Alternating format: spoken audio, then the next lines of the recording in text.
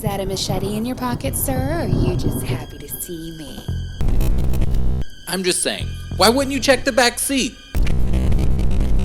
I'm just not here for it. I kind of enjoyed the axe to the face. Ooh, hey there, Mr. Monster. So, chill or kill.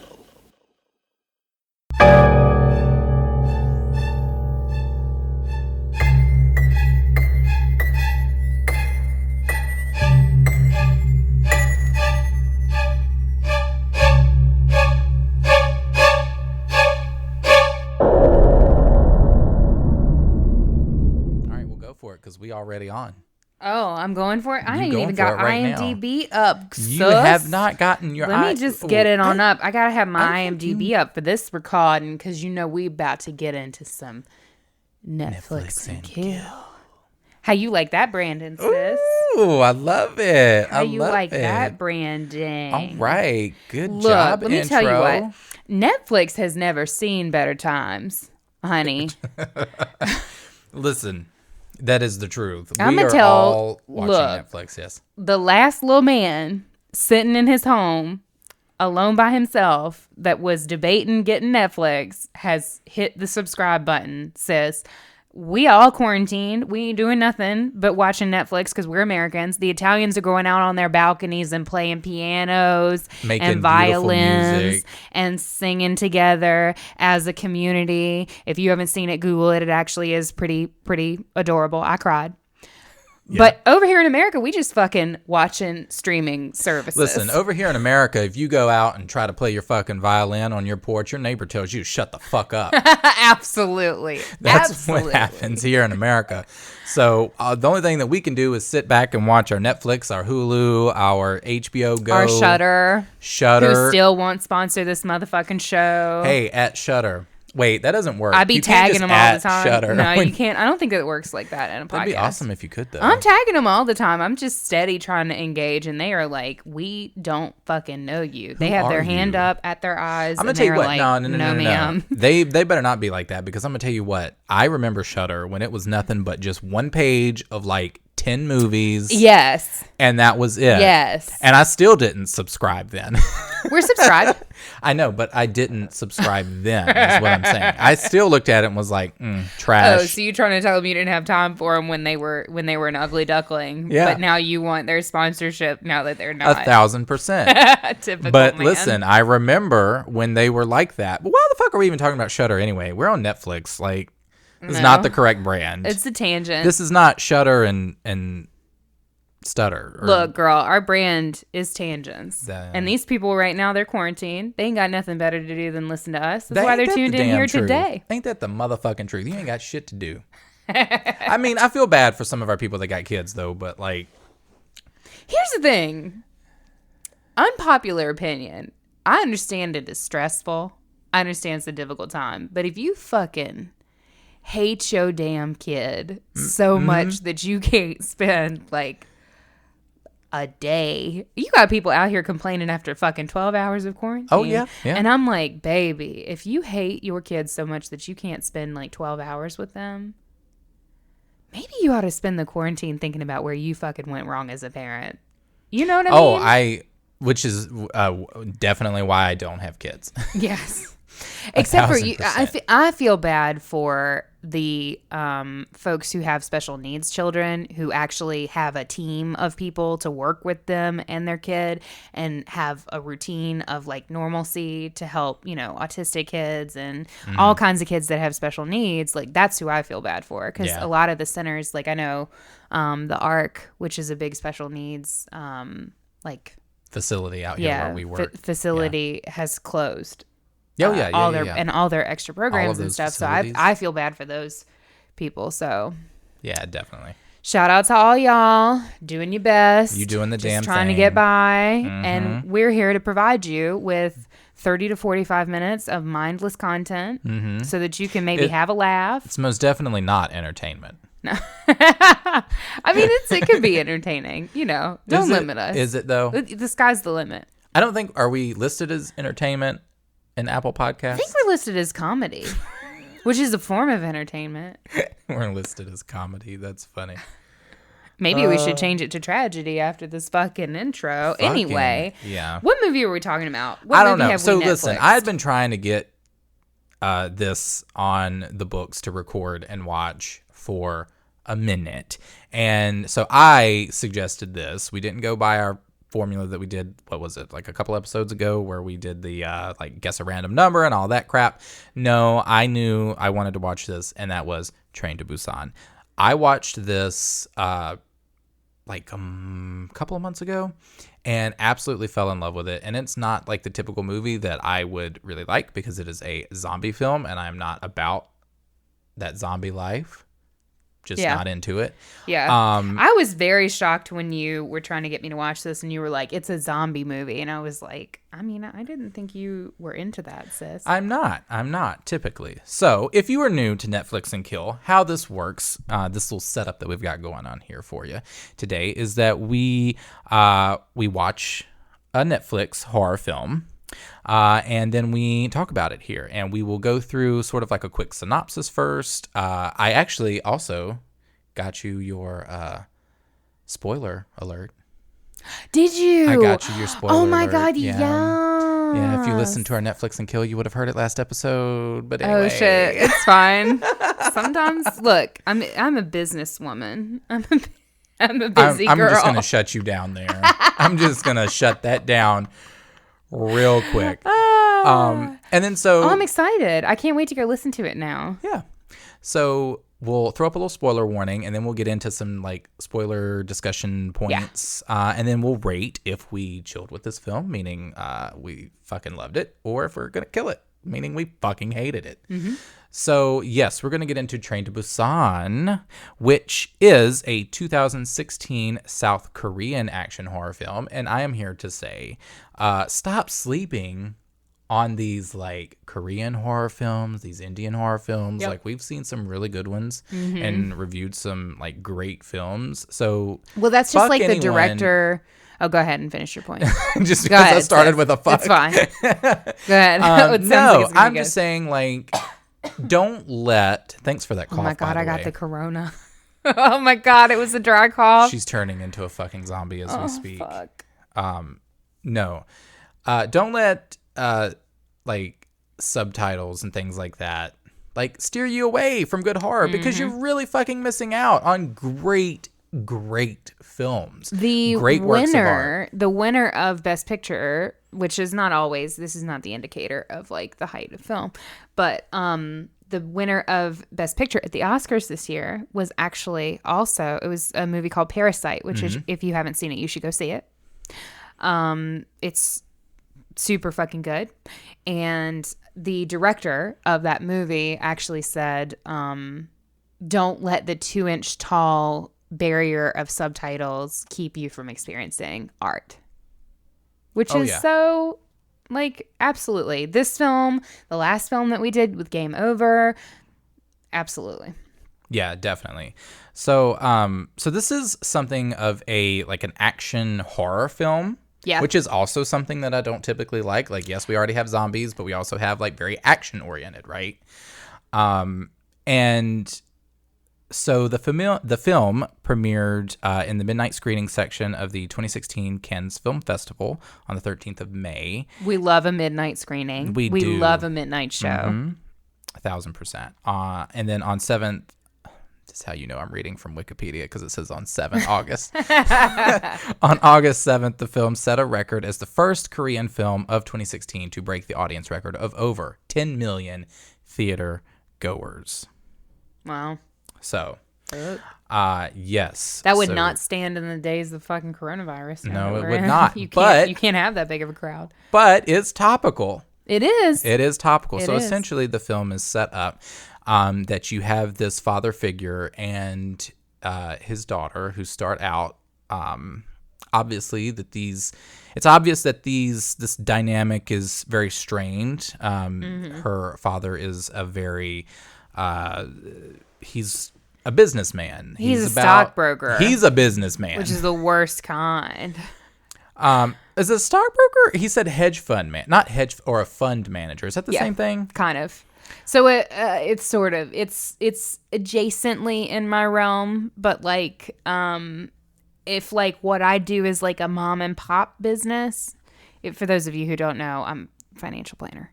I know, shocking. Shocks me even to this day. What a turn of events. But if what I do is like mom and pop business, like on a one-to-one, like really personal, like sort of thing, like what they do is like a fucking, I don't know, like the owner of McDonald's. Like it's just very impersonal and very like edgy and glitzy and glam, and like everybody wants to be like a Wall Street trader, but really they just do a lot of cocaine and they fucking fail up hard. They just keep failing up until they eventually like jump out of a fucking window or something. Yeah. I hope there aren't a lot of stockbrokers that listen. I can't imagine there would I don't be, think. though. I don't think. Little do we know, there's like a stockbroker haunted heart fan club off in the middle of fucking nowhere, and they get together weekly. Oh shit! And they're just I'm really sorry, feeling guys. like Look, they're really feeling some type of way right now. get together. Email the hauntedheartpodcast@gmail.com. Let's have a fucking conversation. Let's talk about it. Let's I have love a to talk about conversation. it. I talk about it for a living, in fact, So on yes, this fucking podcast. she does. So yes, so he is. He'd be working all the time. And working he'd be seeing constantly, the kids. not paying attention to his kid, and that's not good.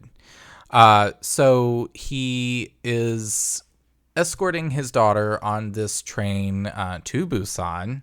There you go. There you go. To meet his ex-wife, and that's according to the captions when his ex-wife calls. It's literally titled "ex-wife," so we love that. So which I'm guessing is just so that his ex-wife can see their child. I'm assuming. And it kind of just all takes place from there. They get on this train, and then like the action really just fucking balls to the wall, like hits you, after that point. Mm-hmm. So I think with that, we can probably throw up a spoiler warning. Ooh, spoiler warning. Spoiler warning, spoiler warning. Oh no. What was that? That was my getting ready for spoiler. No, not That's into actually it. the sound clip. Is it really? No. Is it just you fucking having one? No, not at all. Okay, so here's what we loved about this movie. The fucking supporting characters. Okay, so here's the thing. Our main character, he was I was with the journey that he was on, from working too much and not paying attention to his kid to realizing that his kid is the most important thing and the reason for him living his fucking life, and then having that like full circle like revelation. But that story has definitely been told before. It is a bit of a trope. And B, it was just so fascinating to watch the supporting characters in this film. And that's where I felt my attention being drawn. Should we talk about our man? Oh, fuck yeah. Let's talk about our man. So there is one of the first, I think he's one of the first characters we meet, yeah? Yes. One of the first supporting characters? Yeah, one of the first major supporting characters that you see in the film.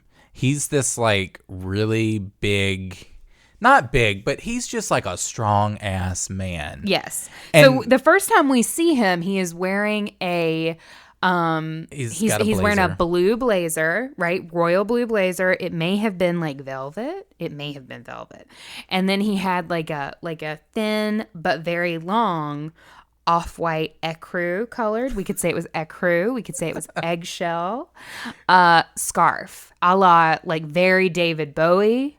If David Bowie was like a ripped ass Korean man, like. But actually, I should say American man, because he's an American citizen. So, because I looked him up, he moved here when he was 19. So, he was. So we meet him. His wife.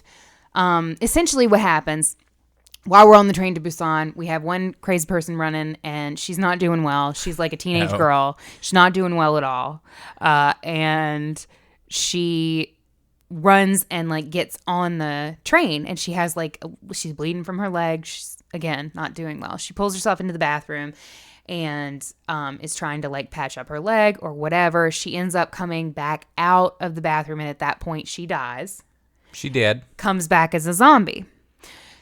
She then bites the, like, I guess Train attendant, I guess is what they would be called. She bites the train attendant, turns her into a zombie, and then it just goes from there, right? Yep. Just pandemic level, we could say. Oh yeah. On this train. So then we have this whole car of fucking zombies. Well, then there's this man who is in, again, blue velvet blazer, long ecru colored scarf, and he's helping his wife in like the little passageway in between cars, like in the little like vestibule area. Mm-hmm. And he is like, they're standing there, and then this fucking zombie just comes up through that vestibule, and he's like, not having this. So he puts his wife in the bathroom and then just proceeds to like beat the shit. Essentially beat the fuck out of the zombie with his hands.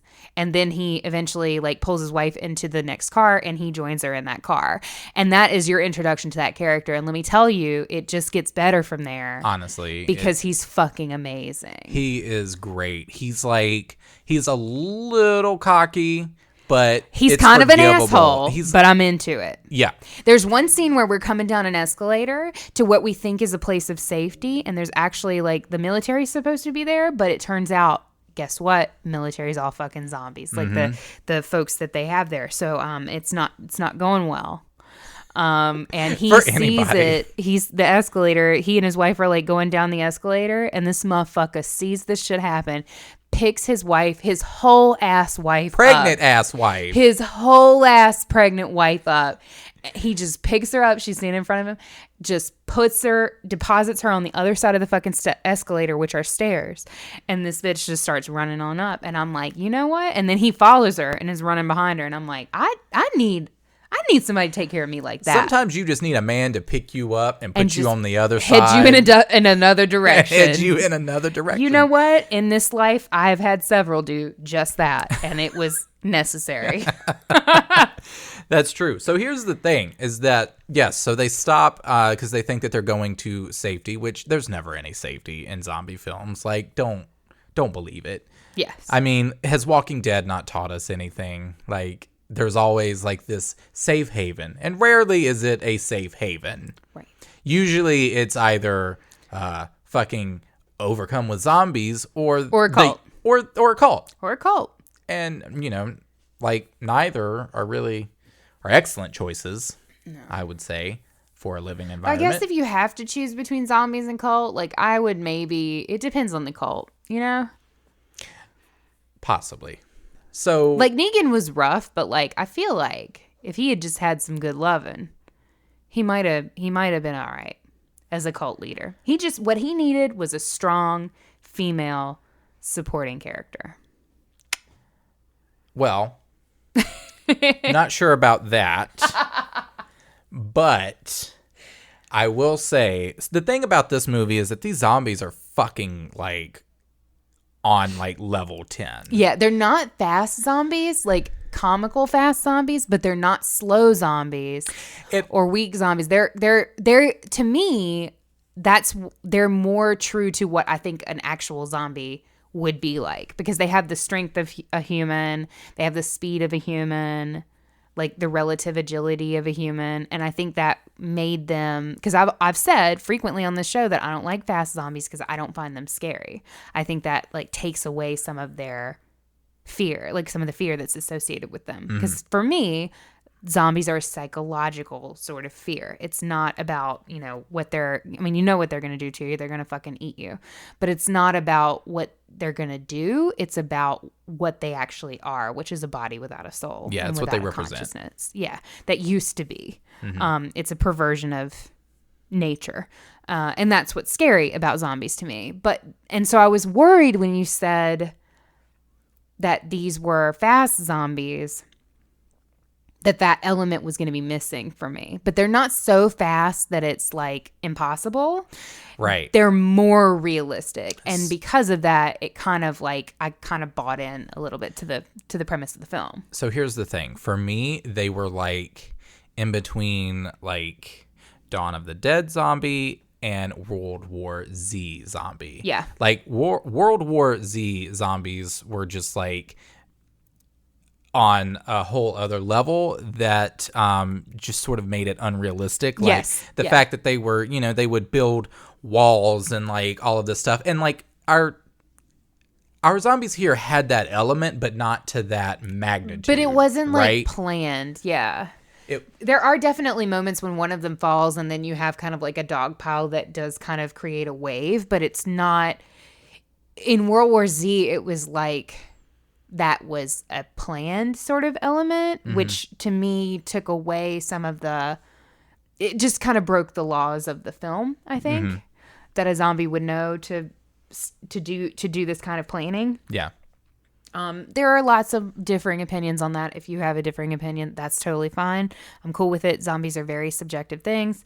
But for me, that level of like, I don't even really like 28 Days Later zombies because it's just too, if you make them move too fast, it sort of like breaks the believability for me. Yeah. And I'm given sort of permission to step out of the film, and then I'm sort of like not necessarily relating to the fear that the characters are experiencing, but I'm sort of like an onlooker, and I mean, it's fine. Like, I'll watch 28 Days Later and pop popcorn, but like, it's not an experience for me. Whereas this was a full experience for me. This is one of the truest, like, portrayals of what I truly think a zombie apocalypse would actually look like how it would start. Yeah. And I mean, it's just such a the location of it as well. So like, you're kind of, for the most part, you are just stuck on this train, right? And so I'm always a little concerned for movies that limit themselves to certain things, because it can feel Confined. bogged down or Yeah. confined, or just it. But they really just sort of, I didn't feel that way with this film. Like, I felt like I was on like a high speed train the whole time, and like my point was to get to fucking Busan. It was sort of like a cross between Snowpiercer, the film, and The Walking Dead, I felt. Yeah. It was Yeah. kind of like if you took those two movies and you like, or those two things, and you smooshed them together and made a film. Yeah. And I think that by limiting themselves as far as basing the majority of the film on this one specific train, they then gave themselves a challenge, which they rose to, for sure. Oh yeah. Sometimes by setting limits on ourselves, particularly when you're working in a creative sense, by setting limits, you challenge yourself to sort of like rise to tell the story that you want to tell. Yeah. Within those bounds. Whereas if it had been all over the place, it's a little hard to focus on. Yeah. And another thing that I really appreciated about this film was that as these zombies sort of take over this train, kind of like car by car. Yeah. And you're sort of left with your core group of people.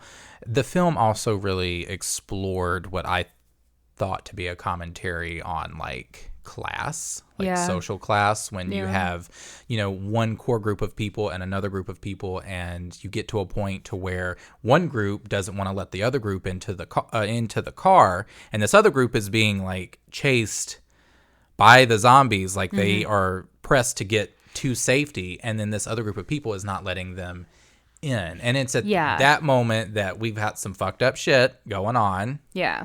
That was a particularly interesting. So we have, in the beginning of the film, we have the zombies. We have the one girl who comes on the train. She's infected. She dies. She bites the attendant. It spreads throughout the cabin. At that point, the survivors, right? They rush into a car, they close the door, and it's actually our man who closes the door, and they realize the zombies can't open the door. It's not locked, but they don't know how to operate the door. They just know move forward, right? Yeah. So as long as they see the humans, they're moving forward towards the humans. So our smart stockbroker guy, right, gets a stroke of inspiration, and he says cover up the glass window because the door in the train is glass, much like a subway or a metro. So they cover up the glass with newspaper, and then the zombies stop being so agitated because they don't see the human beings there. Smell in this apparently is not a factor because there's multiple. Wasn't touched on, I don't think. Yeah, there's multiple moments where a zombie's like right up in a human being's face, and for various other reasons, they can't see in the dark either. The dark disorients them. So there's different tweaks to the zombie lore in this, but they're super sound sensitive, which is not something that we often see in zombie movies, and some not. Everybody plays with the lore, but basically that's kind of the beginning premise, and then we have our man. His wife at one point gets separated from him. Yeah, right? so it was after the incident at the train station where they had docked to meet the military. Yeah. And then the zombie horde, military horde, comes at them. And essentially you have the group of guys, including our man, that are trying to block them and hold them off. And the other group runs to a train. They get put into one car. And then our other group of people follows in behind them. Unfortunately, they get split and separated into one group, which is in the front of the train. And then the other group is sort of in the back, and they're trying to get to each other, and they're like 4 cars apart. Yeah, in order to do that, they have to cross cars of zombies. So our stockbroker man, and then our supporting character who we loved, who by the way is played by actor Sang-ho. I might be pronouncing it wrong. I'm very sorry if I am. Please come find me and teach me how to pronounce it, sir, if I am pronouncing it incorrectly. Anyway, so our stockbroker that's guy. His character name. Is it? Do I not know how to fucking read? Yeah, IMDb? Madong. Oh, okay. All right. Well, anyway, him. He's fabulous. Yes. He's going to be in an Avengers movie, by the way, so be on the fucking lookout for that. I'm excited for that. A Might be Marvel the first movie. time I fucking be into watching a Marvel movie. I will fucking be there on day one. Anyway, so stockbroker man, our favorite man, and then this young boy, this teenage boy who's on a baseball team. By the way, we have a baseball team full of zombies in this film. Look out for that. That's fucking awesome. They have to go 4 cars down through a bunch of through 4 cars full of zombies to get to these people who are trapped. One of whom is our man's pregnant wife. So we know he about to go get her. Oh, yeah. He's about to go get her. He is, not having it. And he's like, fine, we just got to go bust through these carts of zombies. I'm going to fucking up. Absolutely. They tape them fucking arms up. We have a wonderful, get swole, moment of, them taping, the stockbroker man's taping his arms up. Our man's taping his arms up. Yep. Everybody has a weapon. Our man just has himself because he is the weapon. I think the other 2 guys have a baseball bat, they both have. The other 2 guys have baseball bats. Yeah. There's a shield. And then our main guy just got his fucking fury fists of fire up on himself. He said, I don't need no weapon. I don't need nothing. I'm going to tell you what. They open that motherfucking door, and he goes charging into that cart, and he fucking lifts himself up and the seats. Lifts himself up on the seats and then just fucking proceeds to kick the shit out of the first zombie who dares cross his fucking path. He ain't worried about nothing. And then I think at one point during the sequence, he lifts a fucking zombie up into the ceiling. Yeah. Into the ceiling. That was a good there's a couple good montages there of just zombie butt kicking, which as a zombie film fan I fucking appreciated. I thought it was really good. So they get all the way there, they rescue the people that they need to rescue, they come all the way back, and that's when we get into these issues of then we have a shift, right? From that point, from the beginning of the film up to that point, the zombies are the enemy, right? They're the thing that is inhuman, that is other, and at the point at which they get back to the last door that they need to cross through in order to be with the uninfected folks, that's when there's a shift. And there's a train conductor. He's not the conductor that's driving the train, but he works for the train company. And he is told, because the baseball guy who's with our group, who's going through kicking zombie ass, texts a girl who is on the other side with the uninfected people and tells them, look, we're coming, be ready to open the door. We rescued these people from further back and we're coming to you, be sure to open the let us fucking door. The fuck in. And so she tells the guy who works for the train station that these people are coming. Yeah. And he says, how do we know they're not infected? They can't be in here with us. And so they fucking, remember I told you they didn't have to lock these doors because the zombies can't get through these doors. They don't lock for safety reasons. So they take clothing and they tie it from the door handle to a chair so that they can make a makeshift barricade so that when our heroes of the story get to this door, they can't open it. Yeah. And that's the shift where we see how disaster thinking sort of works. You know, we saw it even on a small scale with everything that's going on here with the coronavirus. I mean, these fucking people who are buying like carts and carts and carts full of fucking toilet paper and then either reselling it or just hoarding it all for themselves. Like, we saw it on a small scale here. This is the way, you know, humans, and it's one of the elements that I really like of zombie films, is why I like zombie movies so much, is because by putting that panic and that existential terror on people, some people don't really rise to meet the occasion so well. Some people are not our fucking dude who's kicking zombies in the chest and being noble as fuck. Some people panic and hoard and turn against other people and try to have the upper hand against other people and try to, you know, keep themselves on top, basically. Yeah, self-preservation. Yeah, and only self-preservation and not thinking about anybody else, which is a huge theme of this movie, too.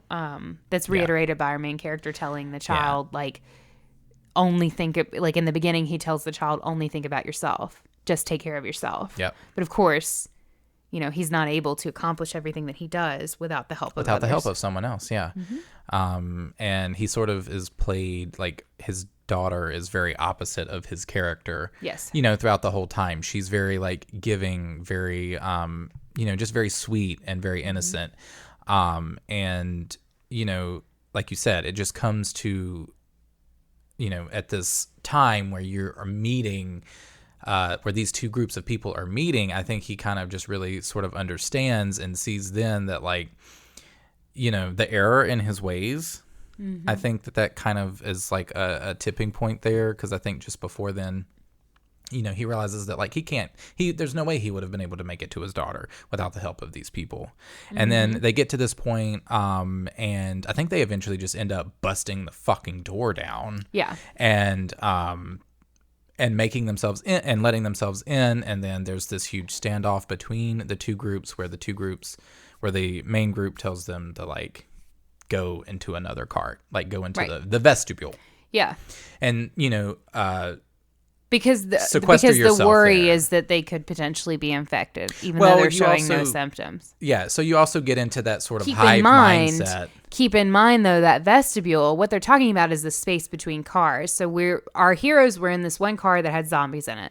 Then there was a space in between those two cars. Then there was a car where people, right, where there's nobody infected. And then there was another vestibule. The entire time that other vestibule was there. So if you were worried about these people being infected, which I understand. Yeah. You could have put them in that vestibule and separated them from the general population in that car already. Yeah. There was no need to try to lock a door to keep them out or keep them with other zombies, because they could be infected for sure. But they could also not be. And if they're not, you're dooming them to death for no reason. Right. And it was driven by a hive mindset, by that, because there's, like, your one guy who tends to, like, towards the end of the film, he sort of becomes your antagonist, not the zombies. Yeah. This, like, really just fucking non-vibe checking asshole guy who works for the trade. Non-vibe checking. And did not pass the vibe. That's my new thing. And he essentially just looks at our main character and is like, just starts telling people, like, oh, he's infected. Right. And then everyone just starts panicking and believing it, even though that he's clearly not infected, because the moment that you're fucking bitten, you turn into a zombie. There's not a fucking incubation period. Really, none. It's not a thing. And so it's just, but it shows, like, how ridiculous people can be and how quickly you can be, you know, made to believe something just because you're in, like, this crisis mode. Right. So our people go into the vestibule, and then, turn of events, jokes on the other people, because then the fucking zombies end up getting into that cart and just fucking destroying and murdering everyone. And our people in our vestibule are safe and sound. So eventually we get the train comes to a stop because it's not the path is blocked by another train, and we have a huge sequence to where our people now have to get onto another train to Busan. By the way, shout out to the guy who was the conductor. Yeah. On the like, you see the conductor pull up, and he's like, "Well, damn it." Son of a Because there's a bitch. fucking train that's on fire blocking the fucking way. Mm-hmm. And he's like, well, he gets on the announcer and he's like, passengers, anybody who's still alive, I'm going to just try to get on over to this other train. I'm going to put it on the left-hand track. If you alive, go on ahead and try to get over there. And if you on it, we go into Busan, motherfucker. I love that Bless because him. he didn't know if anyone was fucking. He could have been the He only didn't person know. alive. Hell no. But he's he like, was I'm going to like- make the announcement. And he still had his uniform on. Hell yeah. and He still went- had that shit buttoned up too. Professional. Yep. A consummate professional. Honestly. Unfortunately, he didn't make it. No, he did not. But you know who did? The asshole who fucking tried to prevent our main characters from entering safety. That motherfucker survived because you know what? They always do. But you know what? He survived long enough to get every other motherfucker killed. That is true. Except for our dude's pregnant wife and the main character's child.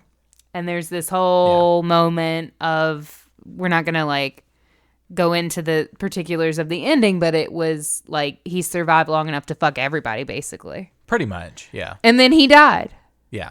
And then we cheered because he was a bastard. Yeah. And then we're left with a sad moment because, you know, it does affect our main character who sort of, you know, has a moment of self-sacrifice, I should say. Yeah, he finds the, after a whole life of kind of being an asshole and ignoring his kid, it's kind of sad because obviously he gets bitten, trying to save his kid. And there's no way to get around it, so he just gets bitten. Yeah.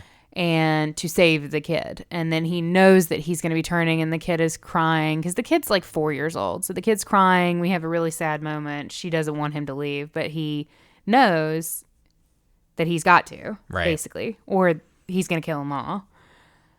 And it was like such a, I mean, it is a little tropey, like it is a little contrived, but I didn't mind it because it was kind of like an allegory. It felt like a very allegorical moment because how many times, like you're thinking to yourself, how many times did that kid cry and ask him to stay with her when he was just going to work? Yeah. And When he's he could have realizing, stayed. right, he's realizing in this moment that she's asking him to stay. And this is the one time in his life that he truly cannot stay. Yeah. And all those other times when she asked him to stay, he could have, and he didn't. Yeah. And like realizing the truth of that and the gravity of that is just like, it's rough. It puts you in your had feels, your girl man. in her feels. It puts you in your feels. It But- definitely does. He goes outside, and as he's turning, we kind of got a little bit of foreshadowing with the guy who we fucking hated, who survived long enough to kill everybody else and then fucking died. When he was turning, he started talking about his mom, that he wanted to see his mom, and that he was scared and like afraid, and he was reciting his address almost like he was a small boy, right? It was clearly a moment from his childhood that he was reliving as he went full zombie. And our main character goes to the back of the train, and as he is sort of turning, having that moment of going from human into zombie, we get to see inside his head and what his final thought is, and it's holding his daughter when she was first born. And then he throws himself off the train so that he doesn't kill his daughter. Would be a huge buzzkill if he did.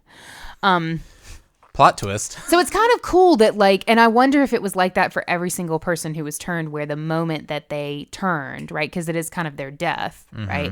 The moment that they turned, they saw like one particular moment in their life. Yeah. And that was like their final memory. So that was kind of cool because I don't know that we've seen that in zombie films before. Like I've never seen I haven't seen every single fucking zombie film that's ever been made, so I'm not going to say it's never been done before, but So don't come for her, Twitter. Don't come for me, Twitter. But I have never seen that, and I thought that was an interesting element to kind of bring in. I don't think I have either, now that I think about it. I think you always see, like, you never get that internal monologue, really, of what is going on. You always get, like, what they're thinking up until their human point. Right. But typically there isn't, like, typically they just go from, like, alive, human, dead zombie. And then they have there's no, like, in between. So I think that they sort of going back to, like, tweaking the lore a little bit, or, you know, really just making their own thing, sort of blurring those lines, because you sort of, you know, you see the eyes begin to, you know, glaze over, and you see the skin start to change, but then you also see that, you know, that there's like a smile when, you know, that he's seeing this happy memory, and that there's sort of just like a blending of like human and zombie there, and you're in this limbo space. And it's in that limbo space that our main character is able to throw himself off, you know, the train, so that he, you know, so that we're ultimately left with, you know, this woman who is carrying a child, and also his daughter, and they're the last. There are survivors. There are survivors. There are final final girls. Yes. By the way, just a caveat before we move on from that, he is not, our main character is not the only character who, once bitten and in the process of turning into a zombie, is able to make conscious decisions and have control over their bodies for a short period of time. And that's where we'll leave that, because it hurts too much to fucking talk about. And it hurts too much. So we're not going to talk about it. We decided. No, memories. We just glazed right over that. Because we got fucking upset. This film, you'll know what we're talking about. You'll know it. You'll know it. Send us a tweet about it. Email us about it. Yeah. We'll talk about it there in privacy, but we can't. We can't do it here. So we have our final girls, and they ride the train right on into Busan. Well, right onto the outskirts of Busan. To the outskirts of Busan. So Busan, being fucking smart, we've heard through like a radio communication or a phone call, this random obscure phone call that the stockbroker took. It was definitely placed there to just give us an overall like arching plot. Yeah. He is told that Busan is actually succeeding in defending the city against this outbreak or whatever's happening. They smartly, once we get to Busan or to the outskirts of Busan, we realize why. And it's because they've blown up all the fucking bridges into the city, which is the first fucking thing that you should do. Yeah. Honestly. And they have these like outposts set up that like clearly there was some sort of outbreak there, because there are like military guys who were clearly zombies but have since been eliminated. And our two main characters get off the train because they can't ride it any further, and they walk up to this tunnel thing. It's a super dark tunnel, super scary. Definitely not what you want to enter in a zombie film. No. But because we're dealing with a zombie film and the many metaphors therein, our characters enter into this dark tunnel, into the unknown, with bravery and faith. Yeah. Yeah, that's true. The theme for you. Yeah. So they enter into this tunnel, and on the other side of the tunnel, we see the military who's set up in Busan, not fucking around, watching them through the scope of a rifle. And they're trying to figure out, are they zombies? Are they not zombies? Yeah. And they see it's a pregnant woman and a child, right? And you have to imagine that these guys have seen countless fucking zombies at this point. Like anybody can be a zombie. A child can be a zombie. And if a child zombie bites you, guess what? You're still fucked. True. So they're watching them through the scope, and they basically get the order to kill them. And at that moment, the child starts singing. And there's this whole, you know, because she's scared, she's singing to kind of get her through that moment. And there's this whole scene at the beginning of the movie where she's talking to her dad about why he never has time for her. And there was some concert, some chorus. Like a recital. Yeah, like a recital. And she apparently didn't sing because she didn't see him in the audience there to see her. It was kind of glazed over. Or she couldn't sing. Like, she had started singing, but then found that she couldn't because she noticed that her father wasn't there. Right. So she didn't have there the was courage no point. Yeah, to she sing. didn't have the courage to sing. Yeah. So then she finally, you know, sings. And because she starts singing, obviously we know in this world, zombies can't sing. I guess these motherfuckers would have been fucked if they had a singing, like the singing frog. You had a singing zombie. They Shit. would have been jammed up. But she started singing, so that let them know, okay, no, this isn't a zombie that we're dealing with. These are people, so we need to save them. So then they rush in and they escort them to what we imagine is safety. And that's the end of the film. Yeah. Kind of ends there. It does. Which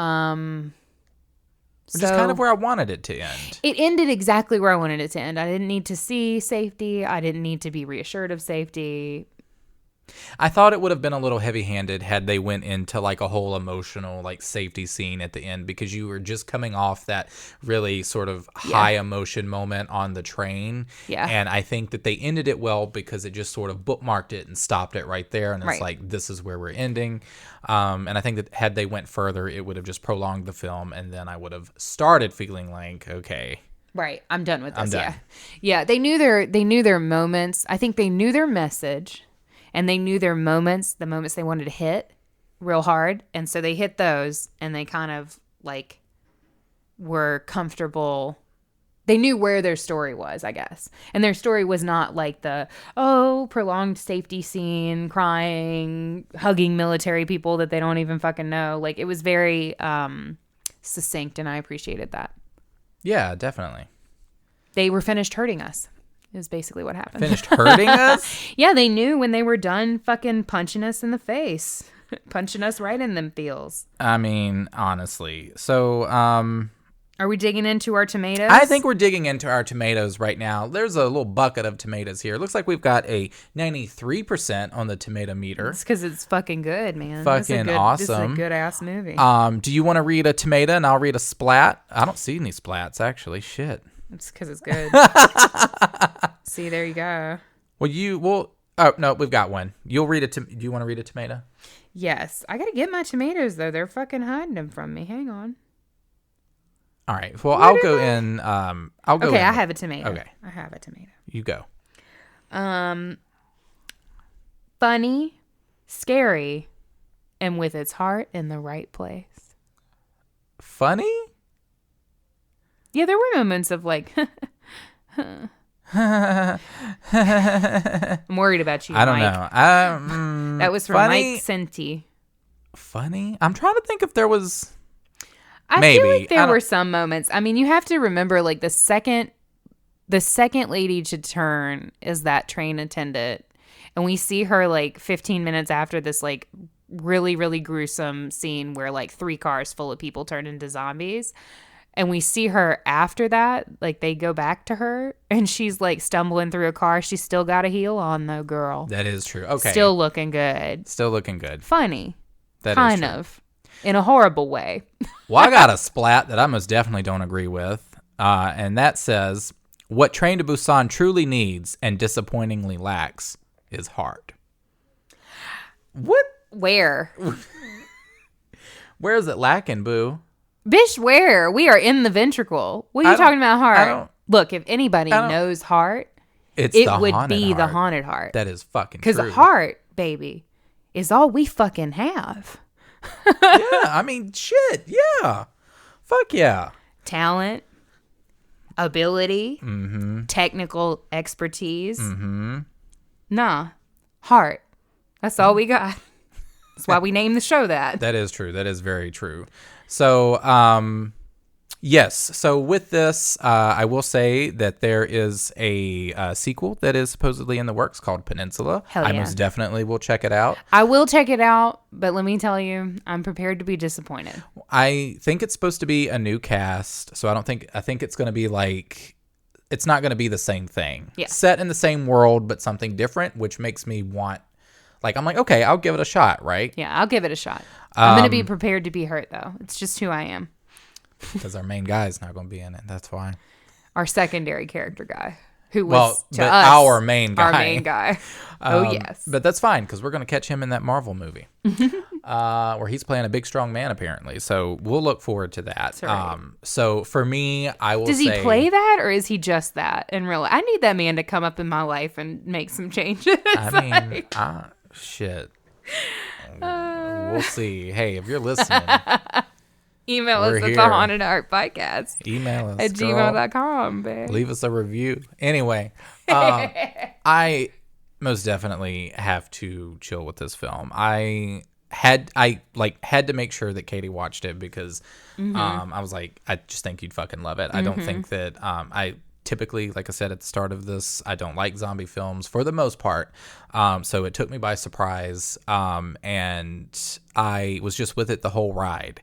Literally, I was riding in that train, and I was were on on my that train edge. to Busan, girl. My first time, and even my second time watching it, especially with you, I was like still on edge because there are certain things that like I can watch something by myself and like experience it, but then there are, you know, when you're watching it with someone for the first time, like there are certain things that, you know, you pick up on that I might necessarily didn't see. When you're watching it with your bestie, when you're watching it with your bestie, which is the best time to watch fucking You know what? Netflix, But don't break honestly. quarantine to do it. Just use like Google Hangout. So I fucking chill with this film. What about you? I chill with it. Yeah, I 1000%. second everything that you said, actually. Oh. That's how I feel. That's how I you chill feel. with that man. I was hurt deep Yeah. by this film, but it's all right. I'm still gonna chill with it. Yeah. As much as I would like to vindictively kill it because it hurt me, it was a very good message. I think they knew the story that they wanted to tell. They knew the beats that they wanted to hit, and they did it perfectly. And it was great. Yeah. It's well done. Well, that's awesome. Very well done.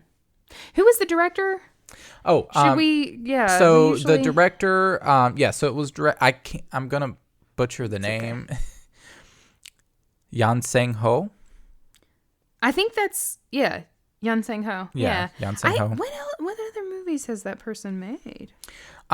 So I don't think I feel like I know that name. so. There is some animated. There's an animated film called The King of Pigs and the Fake, and then I think this was his first live action film. Was Train to Busan. Okay. And then did a film called Psychokinesis in 2018, which is a superhero film apparently. So I kind of want to watch more of his stuff. He sounds bomb. yeah.